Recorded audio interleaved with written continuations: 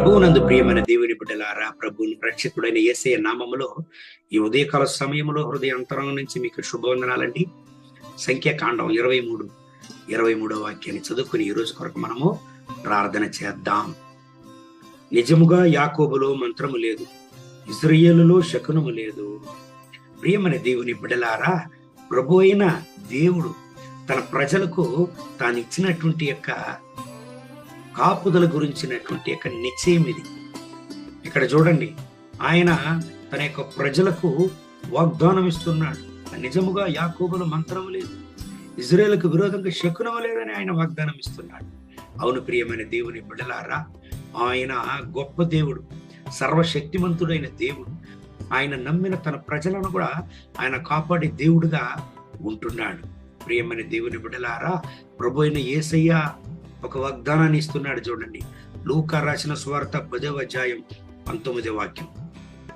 ఇదిగో పాములను తేళ్లను తుట్టుకును శత్రువు బలమంతటి మీదను మీకు అధికారము అనుగ్రహించి ఉన్నాను, ఏదియూ మీకంత మాత్రమును హాని చేయదు. ప్రియమైన దేవుని బిడ్డలారా, ప్రభు అయిన యేసయ్య నామమును నమ్మిన మనకు దేవుడు ఈ వాగ్దానాన్ని ఇస్తున్నాడు. ఆయన నామమును నమ్మిన దేవుని బిడ్డలకు, ఆయన నామమును ధరించుకున్న దేవుని బిడ్డలకు ఎటువంటి యొక్క దుష్టక్రియలను హాని చేయదు. సర్పములను తేళ్లను తొక్కడానికి దేవుడు మనకు అధికారాన్ని ఇచ్చి ఉన్నాడు. ప్రియమైన దేవుని బిడ్డలారా, మార్కు రాసిన సువార్త 16వ అధ్యాయం 17వ వాక్యాన్ని చదివినట్లయితే, దేవుడు ఆయన నమ్మిన దేవుని బిడ్డలకు ఇచ్చినటువంటి వాగ్దానం ఏమండి? ఆ వాక్యాన్ని చదువుదామా? నమ్మిన వారి వలన ఈ సూచక క్రియలు జరుగును, ఏవనగా నా నామమున దయ్యములను వెళ్ళగొట్టుదురు. చూసినారా, ప్రభు అయిన యేసయ్య నామము వలన దయ్యములను వెళ్ళగొట్టుదామంట. అవును ప్రియమైన దేవుని బిడ్డలారా, ఈనాటికి చాలా మందికి భయం. ఏం భయం అండి? వాళ్ళు మంత్రం చేసేసినారు, వీళ్ళు మంత్రం చేసేసినారు, వీళ్ళు ఎటువంటి యొక్క క్రియలు చేసేసినారు, వాళ్ళు అటువంటి యొక్క క్రియలను నాకు విరోధంగా, నా కుటుంబానికి విరోధంగా చేసేసినారని తమ డబ్బులంతా అనవసరంగా ఖర్చు చేసుకుంటూ, తమ యొక్క సమయాన్నంతా అనవసరంగా ఖర్చు చేసుకుంటూ జీవితాన్ని వృధా చేసుకుంటున్నారు. దేవుని నామాన్ని నమ్మండి, దేవుని నామమును నమ్మండి, ప్రభు అయిన యేసయ్య నామమును నమ్మండి. ఆయన నామములు విడుదలనున్నది, ఆయన నామములు శక్తి ఉన్నది. యేసయ్య నామములు విడుదల ఉన్నది, యేసయ్య నామములు శక్తి ఉన్నది. ఈనాటికి మీకు సమాధానం లేదా? ఏదో నాకు విరోధంగా మంత్రం ఉంది, నా కుటుంబానికి విరోధంగా మంత్రం ఉందని మీ సమాధానాన్ని మీరు కోల్పోతున్నారా? భయపడకండి. ప్రభు అయిన యేసయ్య ఈ లోకంలో ఉండేవాని కంటే ఆయన గొప్ప దేవుడు, ఆయన మనలో ఉన్నాడు. ఒక విషయాన్ని నమ్మండి, లోకంలో ఉండేవాని కంటే మనలో ఉండే దేవుడు గొప్ప దేవుడు. యేసయ్య గొప్ప దేవుడు.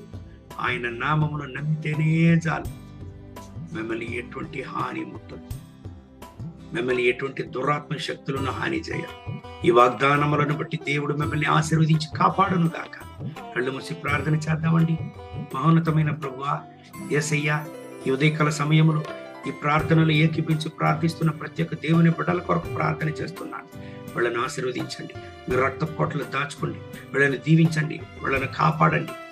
నాయనా, ఎటువంటి మంత్రశక్తులతో, ఎటువంటి పోరాటములతో వీళ్ళనైనా పీడింపబడుతూ, భయముతో, వేదనలతో, ఆవేదనలతో వీళ్ళ సమయాన్ని వృధా చేసుకుంటూ భయముతో ఎవరెవరంతా ఉంటున్నారు, ఇప్పుడే వాళ్ళని విడుదల చేయండి. మీ రక్తపోట్ల వాళ్ళని దాచుకోండి, వాళ్ళను కాపాడండి. మీ కృప కనికరంతో వాళ్ళను నింపండి నాయన, ముట్టండి, సహాయం చేయండి. వాళ్ళకు విరోధంగా వచ్చి ఆయుధమర్దులకు పోవును గాక. లూకా 10:19 ప్రకారం వాళ్ళను కాపాడండి. అంత మాత్రం కాదు, నా రక్షక, సంఖ్యాకాండం 23 ప్రకారం వీళ్ళను కాపాడండి. నా దేవా, మీ యొక్క రక్తపోట్ల వీళ్ళని దాచుకోండి. మీ రక్తం మా పైన ఉండేటప్పుడు, మీ నామము మా పైన ఉండేటప్పుడు ఎటువంటి దుష్టక్రియలు మమ్మల్ని హాని చేయదు నాయన. మీ రక్తపోట్ల మమ్మల్ని దాచుకోండి, మీ అభిషేకముల మమ్మల్ని దాచుకోండి. సకల దుష్ట పోరాటముల నుంచి నాయన ఇప్పుడే వీళ్ళని విడుదల చేయండి నాయన. మీ కృప కనికరం, మీ హస్తం వీళ్ళ పని దిగివచ్చును గాక. వీళ్ళని ఆశీర్వదించి దీవించి నడిపించండి. మహిమ ఘనత స్తుతి మీకే. యేసయ్య నామములో వేడుకుంటాము తండ్రి. ఆమేన్, ఆమేన్.